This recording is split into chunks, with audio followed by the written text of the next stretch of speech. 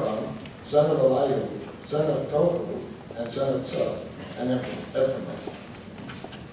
And he had 2 wives, one named Hannah and the other named Peninnah. Peninnah had children, and Hannah had no children. And this man would go up from his town every year to worship at Shiloh and make offerings to the Eternal of Heaven's hosts. And there Eli's 2 sons, Hophni and Phinehas, were priests of the Eternal. And on the day when Elkanah would make offerings, he would give portions to his wife Peninnah, and to each of her sons and daughters. And to Hannah he would give a special portion, because he loved Hannah, and the Eternal had closed her womb. And the rival wife would taunt her cruelly to make her tremble with grief, for the Eternal had closed her womb. And so it was year after year, when she would go up to the house of the Eternal, she taunted her, and she would cry and not eat. And Elkanah, the husband, said to her, Elkanah, why do you cry, and why do you not eat? And why do you disheartened? Am I not worth more than 10 sons? And Hannah arose after the eating and drinking at Shiloh, while Eli the priest sat upon the throne, near the doorpost of the temple of the Eternal. And she, bitter to the core, prayed to the Eternal, weeping and crying. And she vowed and said, the Eternal of heaven's host, if you will truly see your servant's affliction, and remember me, and not forget your servant, and give your servant a son, I will give him to the Eternal all the days of his life, and no razor shall be lifted to him. And as praying before the Eternal intensified, Eli washed her mouth. At Hannah, she was speaking only in her heart. Though her lips were moving, her voice could not be heard. So Eli thought she was drunk. And Eli said to her, how long do you persist in drunkenness? Put away your wine. Get rid of it. And Hannah answered and said, no, my lord. A woman of sorrow am I. I drink neither wine nor spirits, but pour out my soul before the Eternal. Do not take your servants for a worthless woman. All of this time I have spoken from the depth of my anger, from the greatness of my grief. Then Eli answered and said, go in peace, and may the God of Israel grant the request that you have made. And she said, may your servant find grace in your sight. And the woman went on her way, and she ate, and her face was no longer as it had been. Excuse me. And they awoke early in the morning and worshipped before the Eternal, and they went home, returning to Ramah. And Elkanah knew Hannah, his wife, and the Eternal remembered her. And so it was that, at the turn of the year, Hannah conceived, and then gave birth to a son. And she called him Samuel, because I requested him from the Eternal. And the man Elkanah and his whole household went up to make annual offerings to the Eternal, and to fulfill his vow. But Hannah did not go up, for she said to her husband, until the boy is weaned, then I will bring him. Once he appears before the Eternal, he will stay there forever. Elkanah, her husband, said to her, do what you think is best. Wait until you have weaned him. Surely the Eternal will fulfill what your mouth has uttered. So the woman stayed and nursed her son until she weaned him. When she had weaned him, she took him up with her, and a 3-year-old bull, 1 ephah of flour, and a skin of wine, and brought him to the house of the Eternal, to Shiloh. And the boy was young. They slaughtered the bull and brought the boy to Eli. And she said, please, my Lord, as you live, my Lord, I am the woman who stood here with you, praying to the Eternal. It is for this boy that I prayed, and the Eternal granted me my request. I, in turn, grant what the Eternal asked of him. As long as he lives, he is dedicated to the Eternal, and there they worship the Eternal. And Hannah prayed, saying, through the Eternal my heart knows joy. Through the Eternal my horn is raised. My mouth opens wide against my foes, for I exalt your deliverance. There is nothing holy like the Eternal, and there is nothing beside you. And there is no rock like our God. Speak no more in lofty tones, let arrogance leave your mouth. All knowing that the Eternal God, his deeds cannot be measured. The bows of the mighty are broken, while those that do falter find strength. And those who are full of themselves for bread, and the hungry hunger no more. The one who was barren bears 7, and the mother of many is bereaved. The Eternal is the maker of death and life, takes down to the Sheol and brings back up. The Eternal makes poverty and wealth, casts low and raises the aloft. Lifts the poor from the dust, causes the needy to rise from donkeys, and dwell among princes. Then places them on thrones of honor, for the pillars of the earth belong to the Eternal, who founded the world upon them, who watches over the steps of the faithful, while turning evil doers silent in the darkness. For not by power shall a human prevail. Eternal shatters foes, thunders against them in the heavens. Eternal judges the earth from end to end. So may God give strength to the sovereign and raise high the horn of God's anointed.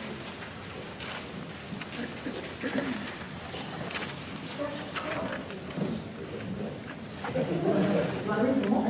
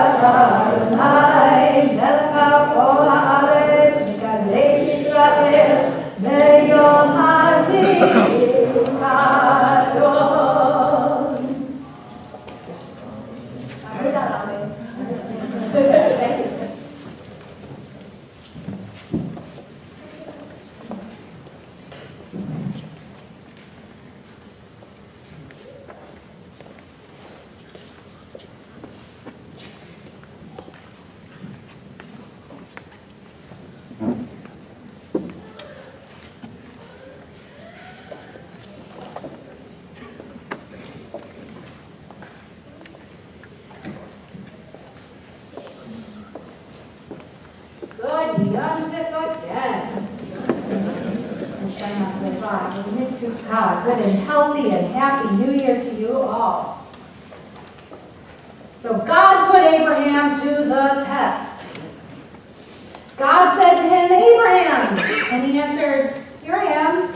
And God said, take your son, your favorite one, Isaac, whom you love, and go to the land of Moriah and offer him up there as a burnt offering on one of the heights that I will point out to you. So, early the next morning, Abraham saddled his donkey and took with him 2 of his servants and his son Isaac. So wait. Now, what did that last sentence say? Did it really say that Abraham woke up early the next morning? I mean, when you wake up early for something, it reminds me of how kids have trouble sleeping the night before a trip to Disney World. And they just can't wait for the next day to start. When we want to avoid doing something the next day, I don't know about you, but we sometimes in a lovely passive-aggressive fashion tend to sleep late and put it off.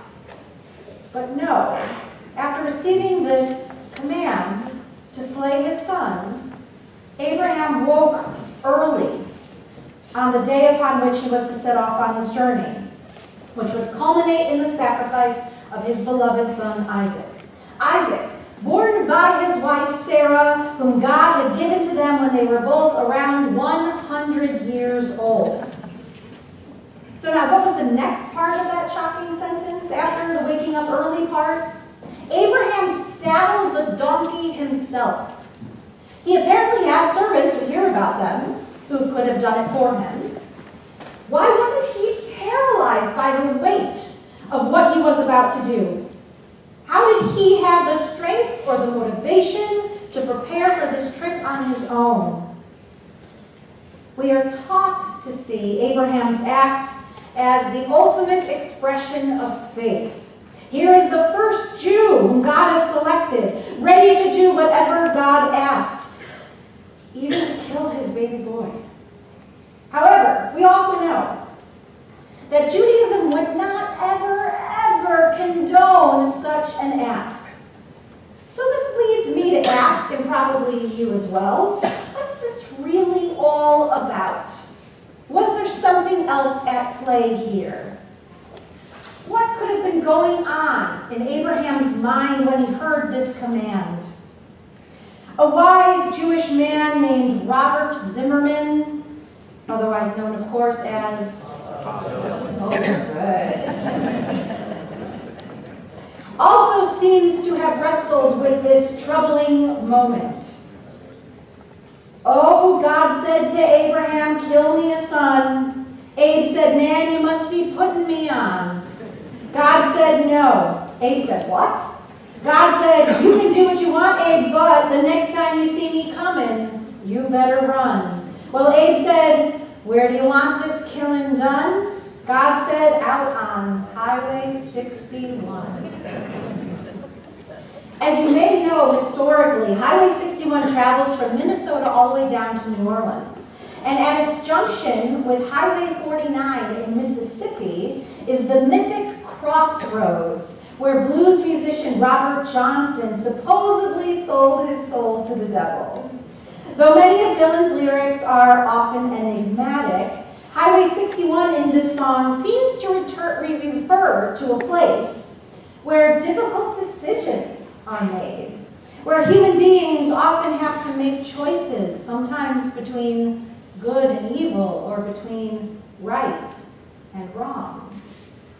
Therefore, this question arises. What was the nature of Abraham's choice at this moment, at this crossroads? Was Abraham just following God's command because there was some inherent threat against him? Did Abraham actually feel he had any choice in this matter? So we take a moment, we put ourselves in Abraham's shoes, or sandals probably, as they were. He had just begun to learn of God's power, and he had just seen some of God's miracles, particularly in the birth of his son, Isaac.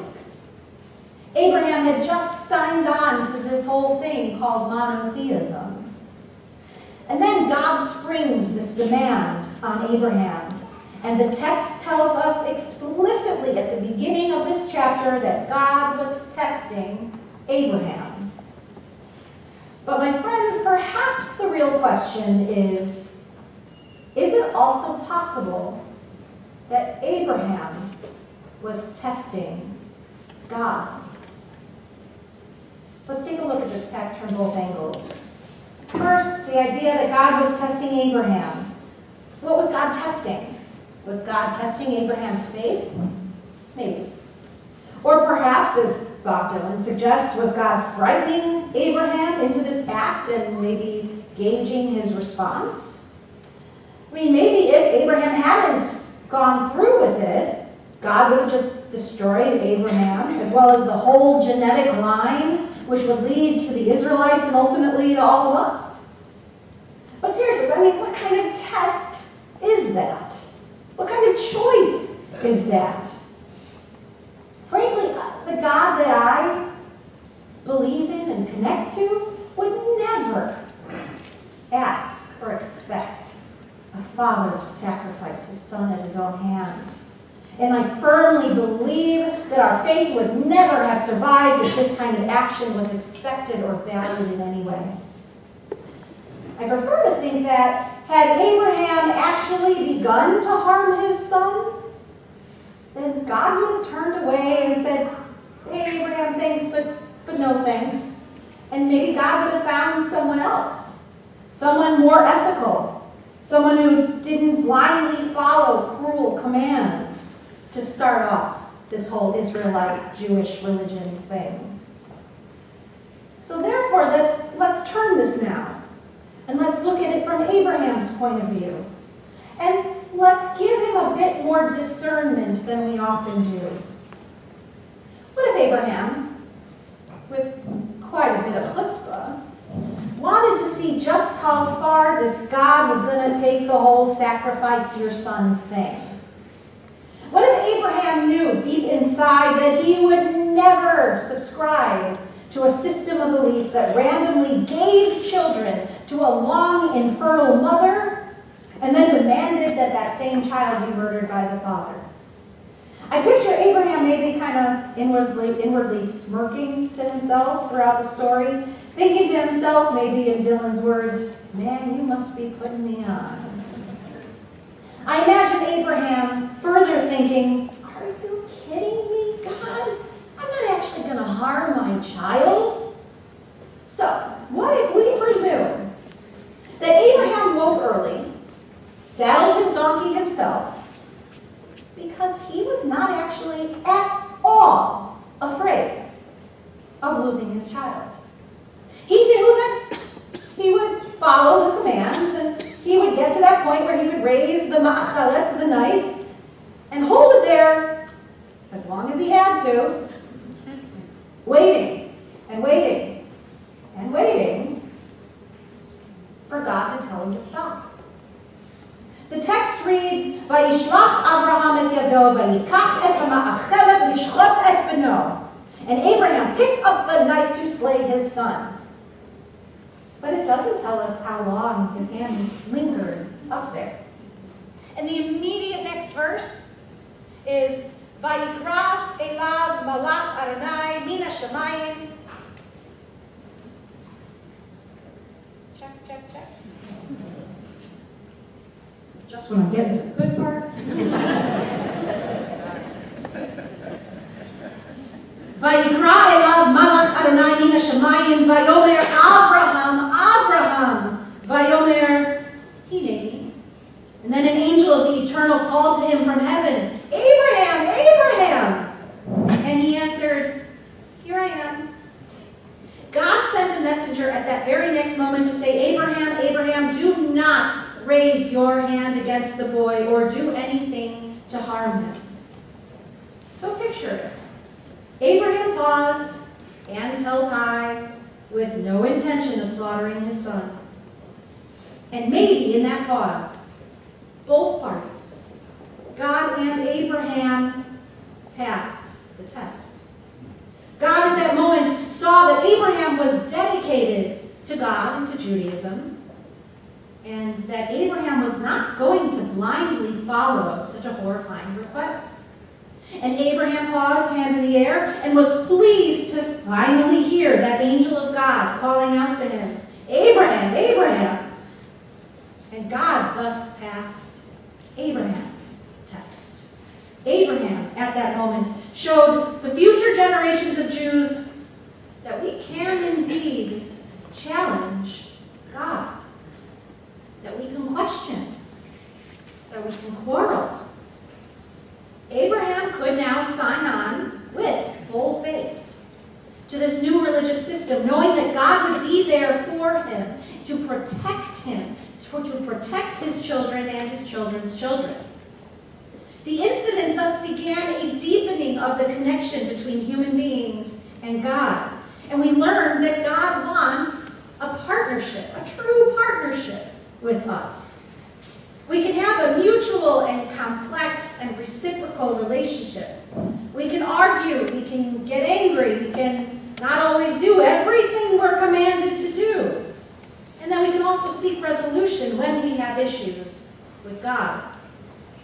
So here we are, thousands of years later, sitting at Rosh Hashanah morning services at Congregation Beth Shalom, Rufet Tzedek, and Abraham set up a paradigm through which even today we all are invited to interact with God.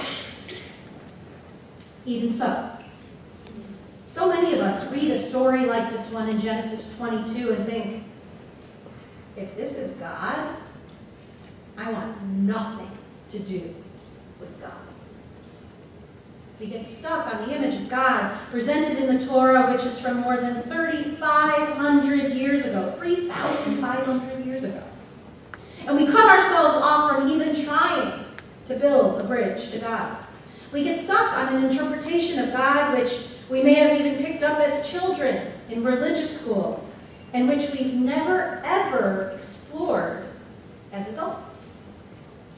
Writer Sarah Hurwitz, in an essay published earlier this week in the Wall Street Journal entitled "Religion for Adults Means Embracing Complexity," explains that though she became a bat mitzvah at age 13, it took her another 25 years before she, quote, finally became a Jewish adult.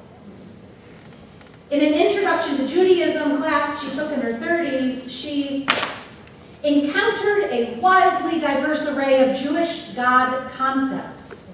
God isn't a being in the sky, rather God is everything, and we're all interconnected. God is the force that makes for self-actualization, the process by which we become our highest, truest selves. God is what arises between two people in moments of profound relationship, when each encounters the other in their fullest humanity. She continues, I had learned none of this in Hebrew school. I don't know how you'd even begin to teach such things to children. And therein lies the problem. Many of Judaism's most profound teachings are accessible to thoughtful adults. And this challenge isn't just limited to Judaism. We would never do such a thing in a secular context, she continues. If someone told us that they found their 6th grade science or history classes to be dull or overly simplistic, and thus entirely stopped learning about those subjects, we would be appalled. But that is precisely what many do with religion, including plenty who continue to show up at our places of worship and go through the motions. We've rejected the kiddie stuff, but never bothered to replace it with an adult version. And that's a real loss, because mature forms of religion don't traffic in simplistic or implausible answers, but push us rather to ask the right questions. Not just, what does it mean to be happy or successful, but what does it mean to lead a truly ethical life, to be part of a community, to serve something greater than one's self. So here we are, a group of mostly Jewish adults. And I suggest that if we flip our most common interpretation of this morning's Torah text, and when we do so, we may just find ourselves with a vision of God which allows human beings and Jews much more agency and connection. This text could be teaching us that Judaism does not want us to follow tradition with blind faith. We need not accept ancient teachings which are antithetical to today's core beliefs or values, or which exclude certain members of our community from participating or even leading us. We are encouraged to question. We're welcome to doubt. Even our Torah study blessing, which we've been reciting for centuries, thanks God for commanding us la'asok b'divrei Torah, commands us to engage in the study of Torah. It doesn't say memorize the words of Torah, recite them by heart, read every word as doctrine. Rather, we must engage, la'asok. We must interact. We are supposed to wrestle. So we can therefore choose to accept a relationship with God which is meaningful and rich and constantly evolving. Abraham's story and this particular interpretation encourages each of us to ponder how we interact with God. What kind of relationship do you personally have with your Jewish heritage? And maybe even the more intimidating question, what is your relationship with God? One of my favorite Jewish theologies, and yes, that word is plural, because there are many different and legitimate theologies in Judaism, not merely the one presented in the Torah, is that which was taught by philosopher Martin Buber. Martin Buber taught us a theory of I-it and I-thou relationships, which many of you may be familiar with. Buber explained that throughout our lives, we went through most encounters with other people, with things, with nature, as objects. I, it, right? We label the other, we only see the external, we categorize, and it's an objectified relationship. But every now and then, we have the privilege of I-thou encounters, or I-you.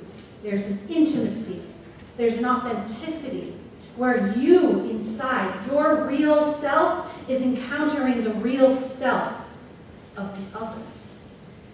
It can happen with a human being, it can happen with a tree, it can happen with a piece of art or music. And the way you know you've experienced an I-thou moment is when you've lost yourself in it. You've lost the passage of time, you don't realize time has passed. And then the minute, of course, you notice, you're already out of it. But you knew you had it. These relationships with others function in the same way that our relationship with God can function. We often just think of God as an it. What if God was a thou to us? The eternal thou, as Buber calls it. I mean, we all get in fights and disagreements with those we love. And particularly during the high holy days, we reflect on our past conflicts. And we look for ways to reconcile. We come to accept arguments or tension occasionally with our loved ones as part of the total package of caring for somebody. Because we're in a mutual, three-dimensional relationship with them. We hope that they accept our flaws, and we, of course, aim to accept theirs. And yet, why is it so difficult to look at our relationship with God in the same way? Why do we resist allowing our relationship with God to mature or change or grow? Buber's mutuality of the I-thou invites us to accept God in all of God's deeds. We're created in God's image. We're constantly developing and learning.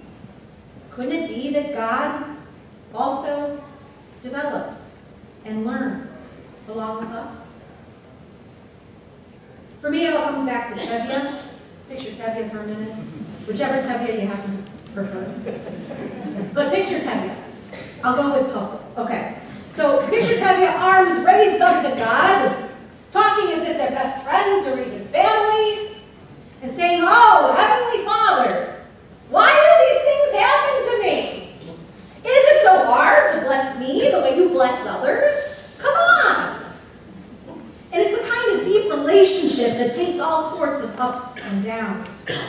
Tevye shows us it's okay to question, or even to argue, or give God a hard time every now and then.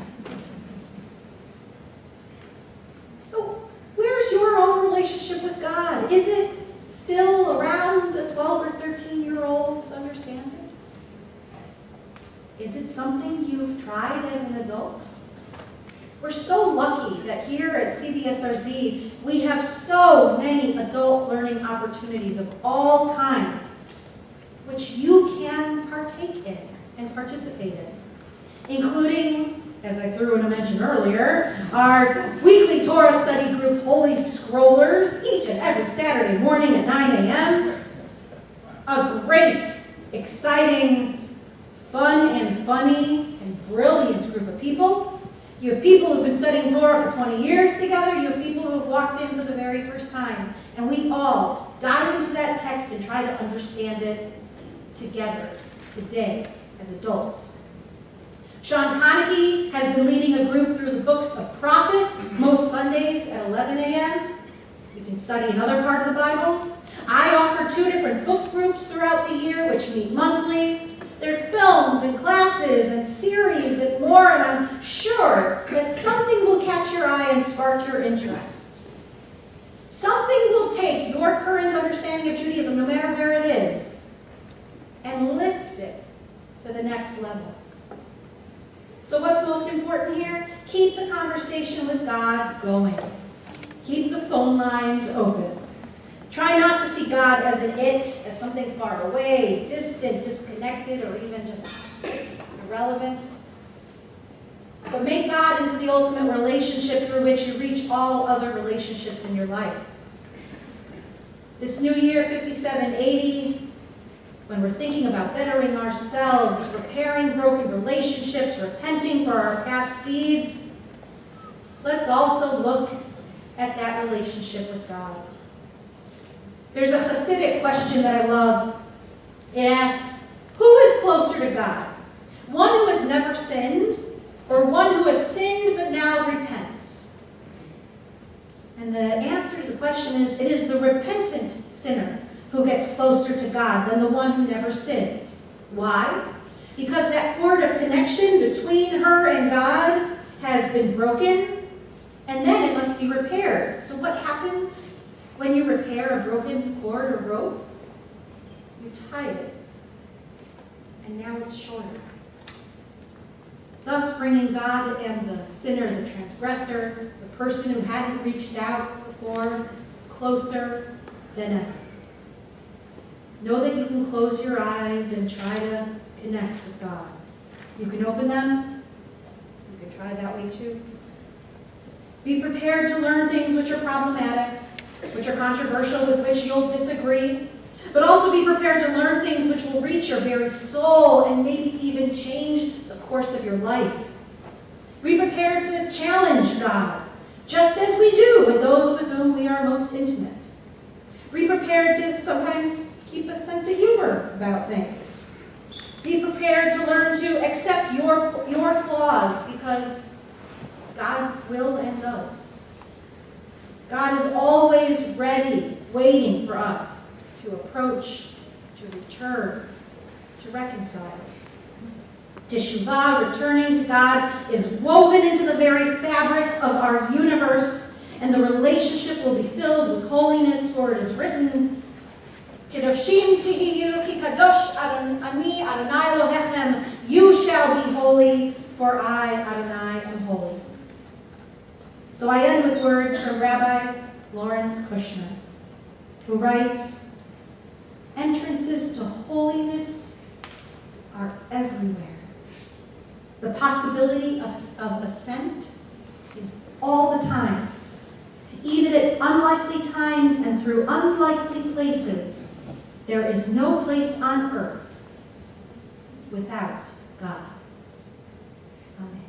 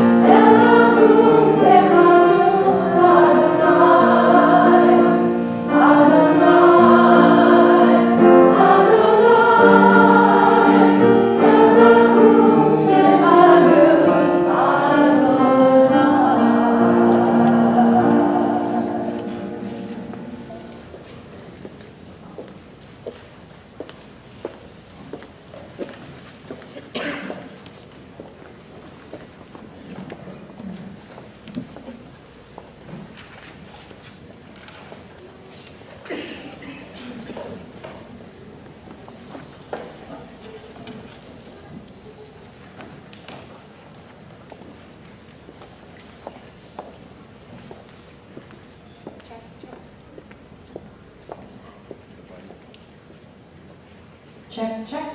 Aha. And thank you, Laura, for the fresh batteries. Which batteries shall live, which batteries shall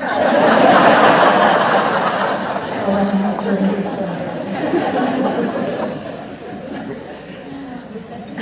We now begin our shofar service on page 200 with our Malchuyot section. Are there any kids in the back who want to come join us? Do you know if any of you have any little ones back there who want to make sure they hear this? Feel free to grab them. We got a minute or two before we get to the blasts. And we are so honored to have our Ba'alei Tekiyah, our shofar blowers, Maya, Chayat, Rita, Christopher, Mac, Goller, Alex Infeld, and my husband, Seth Lindemann. Rita, to give us surround sound, will be blowing from the back. And our other gentlemen will be here spread out in the front. So again, we are on page 200. We are stiff-necked and stubborn. Teach us to bend before you. Convinced we're right, entrenched in our own perspective, we resist your call to repent. Convinced we're self-sufficient, entrenched in the illusion of control, we resist your call to humility. Convinced we can have it all, entrenched in the dream of mastering the world, we resist your call to wake up. Today you summon us, out of our arrogance, out of rigidity, fantasy, shallowness, self-deception. Teach us to bend our knees, to bow our heads before the mystery, to realize our frailty and our finitude. Teach us to make you Melech, sovereign in our life, to align ourselves with your goodness and truth. We would not bow before Pharaoh. We would not bow before the Persian Lord. We would not submit to any power on earth or give ourselves to any material thing. But we, the Jewish people, stiff-necked and stubborn to the end, today we bow before you. Page 202, opening the ark for us at this time. It's an honor to have Eve and Jerome there. Please rise.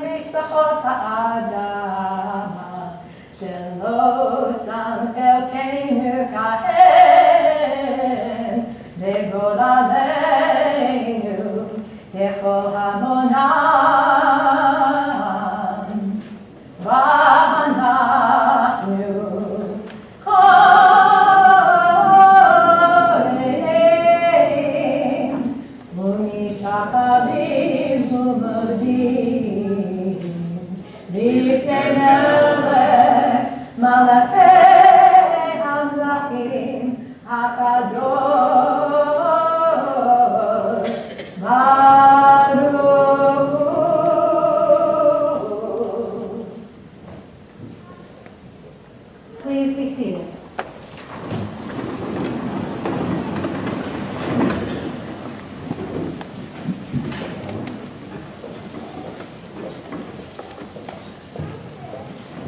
Page 205.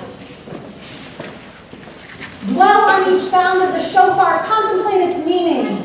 Tikiyah, one whole note. Shivarim teruah, 3 broken notes, 9 staccato notes. Tikiyah, one whole note. My return to the right path has the power to make me whole again. Tikiyah, once I was whole. Shivarim teruah, in the wear and tear of living I became broken and shattered. Tikiyah, my teshuvah has the power to make me whole again. And now to open the ark for us for the shofar blasts, I'd like to invite up Marilyn White Gottfried and Neil Gottfried. Once again, please rise.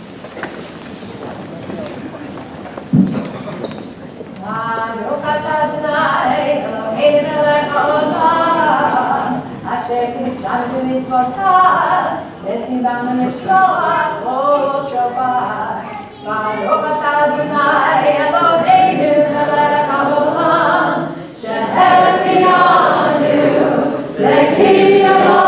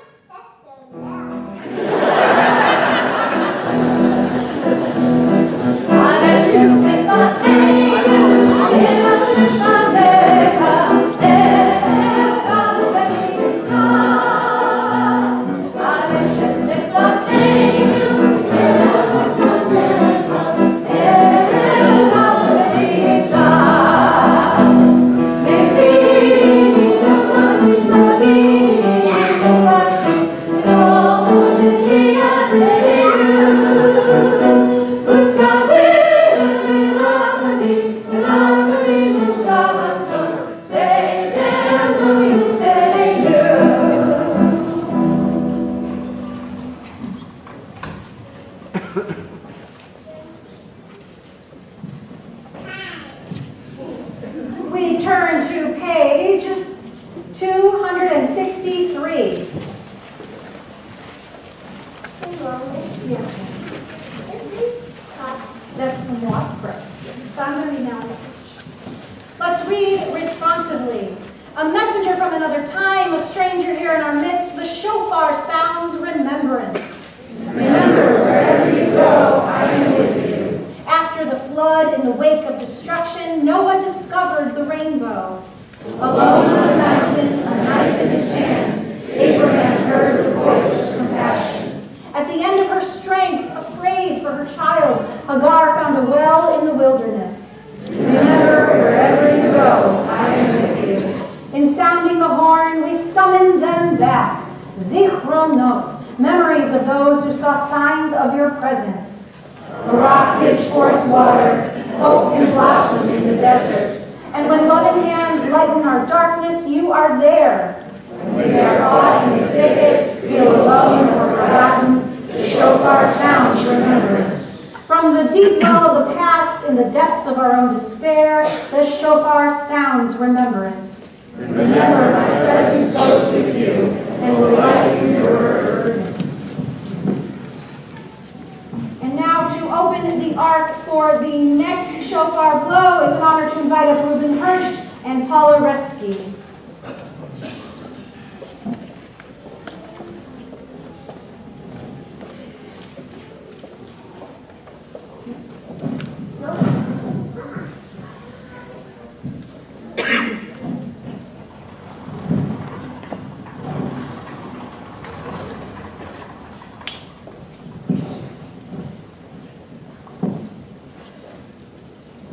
God of remembrance, remember the covenant of our ancestors. We reaffirm it today.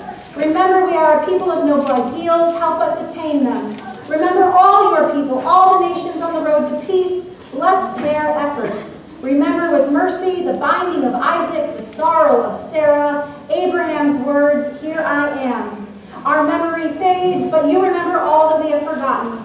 Your presence is a throne where all things matter and nothing is lost. Baruch atah Adonai zocher habrit. Blessed are you, Adonai. You remember the covenant. You remember us.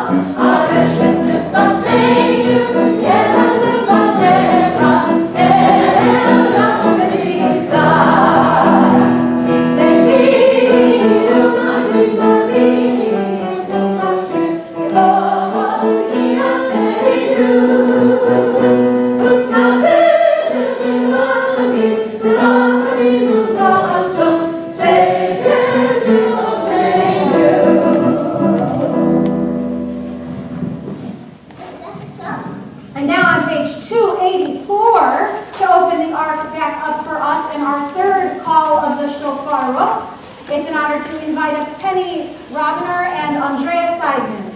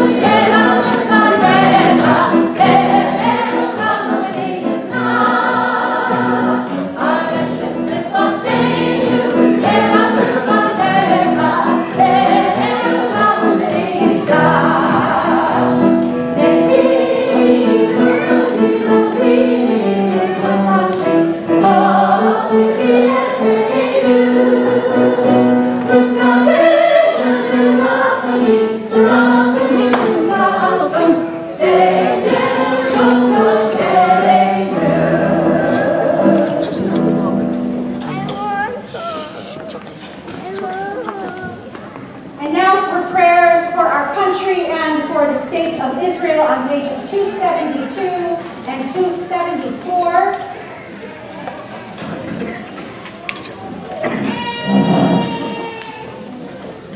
It's so nice having all the kids up here. It's an honor to invite up Liz and Ray and Heather Archambault. Again, page 272.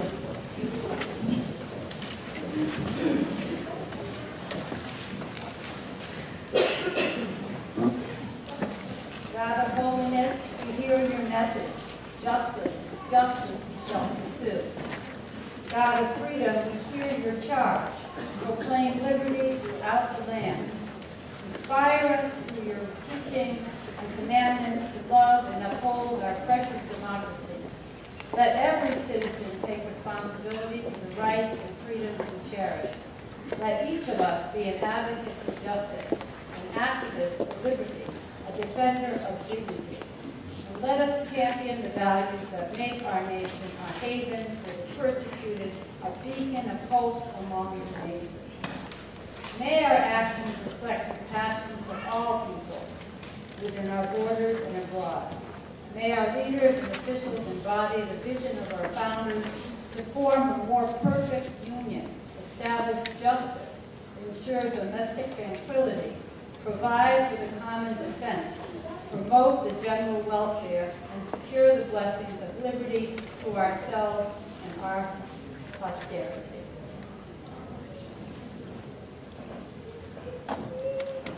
We pray for courage and conscience as we aim to support our country's highest values and aspirations, the hard-won rights that define us as a people, the responsibilities that they entail. We pray for all who serve our country with selfless devotion, in peace and in war, from fields of battle to clinics and classrooms, from governments to the grassroots, all those whose noble deeds and sacrifice benefit our nation and our world. We are grateful for the rights of life, liberty, and the pursuit of happiness that our founders ascribed to you, our Creator. We pray for their wisdom and moral strength that we may be guardians of these rights for ourselves and for the sake of all people, now and forever.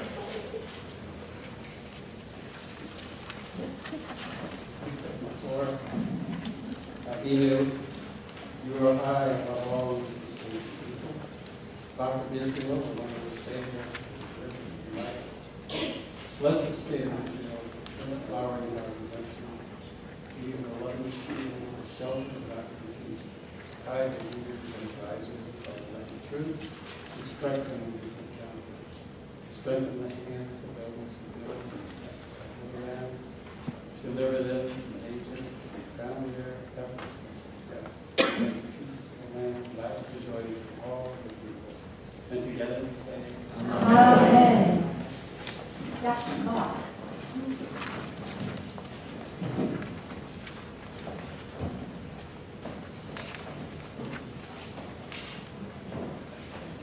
We are now going to turn to page 276 for the return of the Torah to the Ark, and it is a pleasure to invite up Saul and Hiram Rosen to open it for us.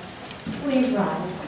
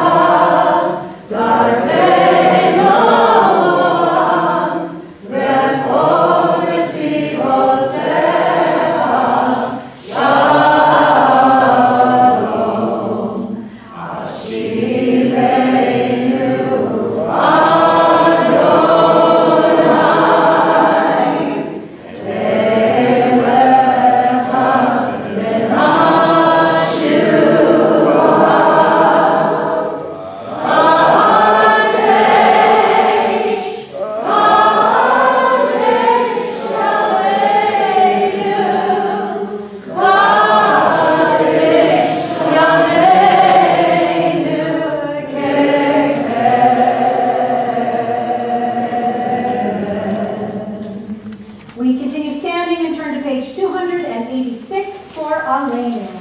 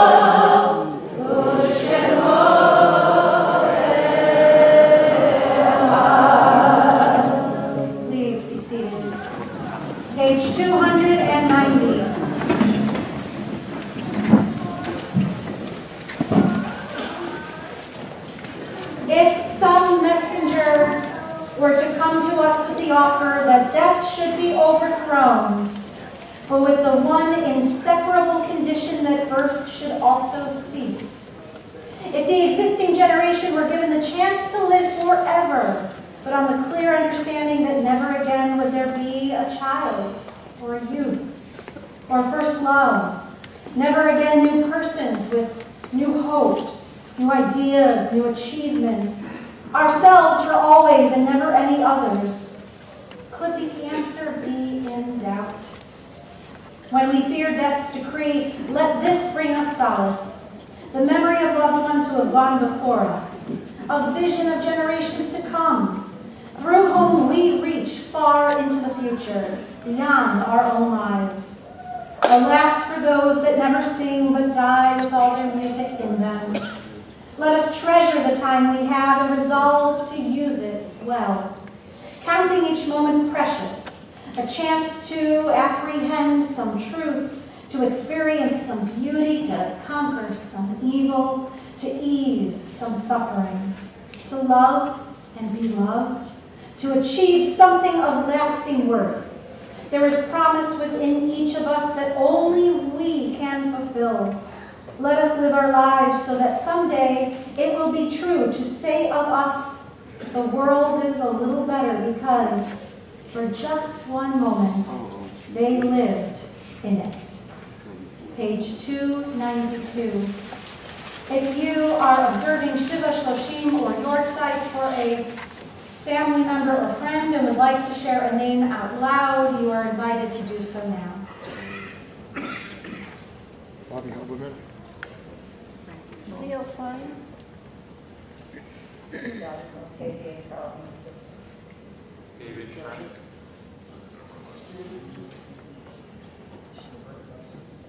Bob Crown, Stevens, or Max Grassley. Russell Helmer.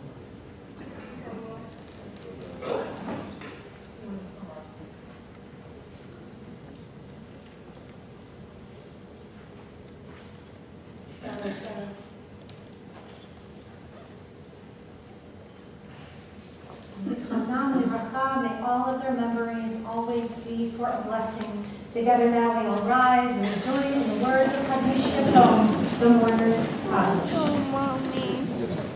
Yitkadal, Yitkadash, Shemei Rabbah, De'alma, Dikrach, Yurtei, V'yamrit, Malchutei, V'chaye Chon, V'yomechon, V'chaye D'chol Beit Yisrael, V'adalah, V'zman Karib, V'imru, Amen. Yehei Shemei Rabbah, Mevorach, Le'olam V'lamei Amaya, Yitzbarach, V'yishtabach, V'yitzahar, V'yitramam, V'yitnaseh, V'yitadar, V'yitaleh, V'yitalal, Shmei, V'yishah, B'richu, Le'elah, V'le'elah, Mikol, Birchata, V'shirata, Tishbechata, V'nechemata, V'amiran, V'alma, V'yimru, Amen. Yehei Shama Rabbah, V'yishimaya, V'chaim Aleinu V'al Kol Yisrael V'yimru Amen. Oseh Shalom V'ramav V'yaseh Shalom Aleinu V'al Kol Yisrael V'al Kol Yoshvei Tevel V'yimru Amen. Oseh Shalom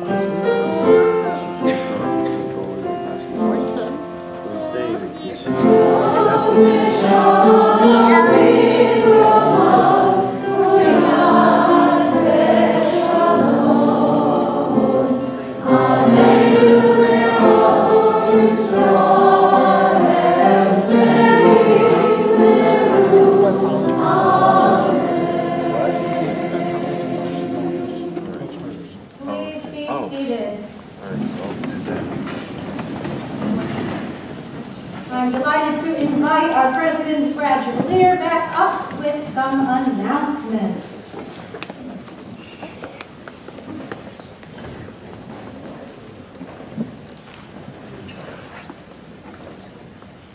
HaShanah and good Yom Tov to everyone. A great honor I have as president is to stand here on the bima and wish you all, and wish all that 5780 brings you goodness, good health, happiness, and shalom.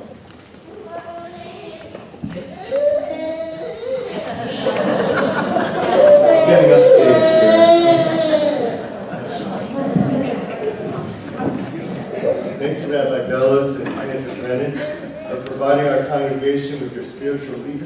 morning and last night to help us all set our paths for goodness, righteousness, and shalom for the coming year. I certainly also want to thank our choir director, Meg Gister, and our congregation's choir for the many hours of preparation and working with our spiritual leadership in making our services so beautiful and solemn. Speaking of hours of preparation, our congregation is very much indebted to our rabbis, Laura Roman and Kevin Fox, for organizing the honors given and ensuring our services run seamlessly. Many thanks to Tracy Kleinberg and the Ritual and Celebration Committee and the volunteers who work behind the scenes with our spiritual leadership, coordinating all of our high holiday events, as well as the many volunteers who organized and contributed to last night's donate and are planning our congregation's community break fast. Lastly, our deepest gratitude goes to John Fishman and his parking team, Amy Conley and the security committee, Angelo and the Chester Police, who all provide us with a sense of security and comfort in the sanctuary of worship. For many years, CBSRZ has collected and donated over 2,000 pounds of food to Shoreline Soup and Kitchen Pantries. We can be proud that our collection is one of the largest single annual community food drives benefiting the SSKP. This year, our Social Action Committee are providing bags by the entranceway during this Rosh HaShanah services for all of us to stuff with non-perishable food and bring back during any of our Yom Kippur services. This year, some of the food collected will go to our Chesed Committee to distribute to our own members who are struggling to make ends meet. We encourage you all to give generously to all our neighbors in need. So please take as many bags as you feel you can fill. We have a truck open before and after all Yom Kippur services so you can put your bags directly in the truck. I do want to thank those of you who year after year have organized our high holiday food drive, donated bags, and provided our truck to make our food drive a true success. Besides the bags for the food drive, before you leave today, please be sure you take the brochure from our Ritual and Celebrations Committee, listing the dates and times of all our services and events for the entire holiday season, as well as this brochure, 5780, Plan Your Year with CBSRZ. And it lists all our services, events, and programs for 5780. Just two other things I want to mention coming up this fall. On November 3rd, commemorating Crystal Knock, we're going to have a joint screening with Temple Beth Tikva right here at CBSRZ. It's a documentary of Michael Good's film, The Good Nazi. November 16th, we have Phil Sheff, who is the Pursuer of Peace and Justice Award, honoring Norm Eisen. That'll be both a Shabbat service and reception starting at 10:30 a.m. Again, they're all in here, but I'll just quickly say at the conclusion, as we're concluding this service, we will gather outside the shul and walk to Chester High Ferry for our Tashlik service. It's a beautiful, glorious fall day. I encourage all of you to come and participate. Children's service with apples and honey will start at 2:30 p.m. And as I said last night, but the real good news is that you don't have to be a kid to come. On Tuesday morning, the Rosh Hashanah Day 2 service will begin at 9:30. That's tomorrow morning, obviously, and we'll feature our own Izzy Greenberg giving us the Bar Torah. On Sunday, October 6th, the Fountain Hill Cemetery service will take place at 1 p.m., followed by the Rodezedek Cemetery service at 2:30 p.m. Yom Kippur Kol Nidre services begin promptly at 7:30 p.m. on Tuesday evening. So please try to arrive early to give yourself time to park, have your tickets checked, and so our rabbis and leadership can greet you with a matzor and wish you a good New Year. Good luck. Thank you. I do have to mention again that each individual member and each member of each family, we need to bring tickets to each high holiday service, including every time we want to re-enter our shul, such as after Tashlik or Yom Kippur break fast. Once again, I wish you all Shana Tova and hope to see you this week to come, these days to come. Thank you. And please, I also hope to see you at our wonderful services for the year and our special events and programs for the upcoming year. Thank you very much. Excited to roll along.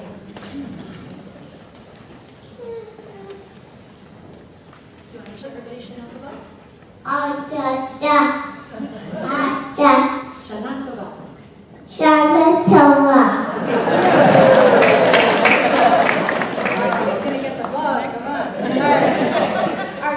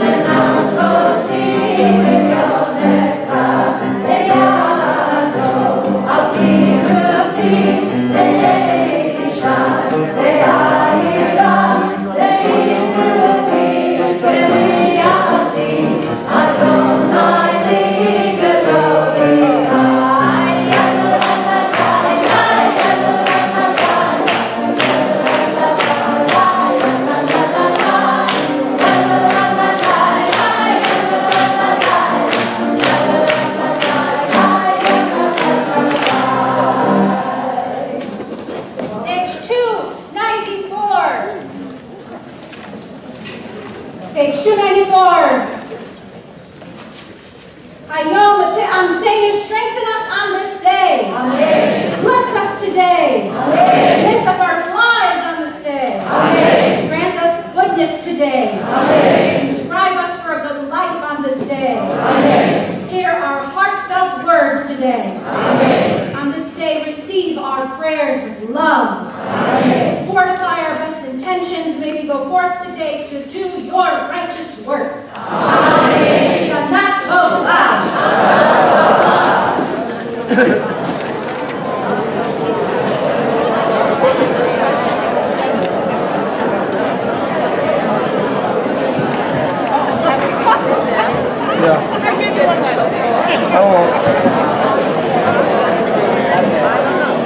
Not so far. Great job reading that. You did a great job reading it. Yeah. That was a long, right? I'm going to thank you.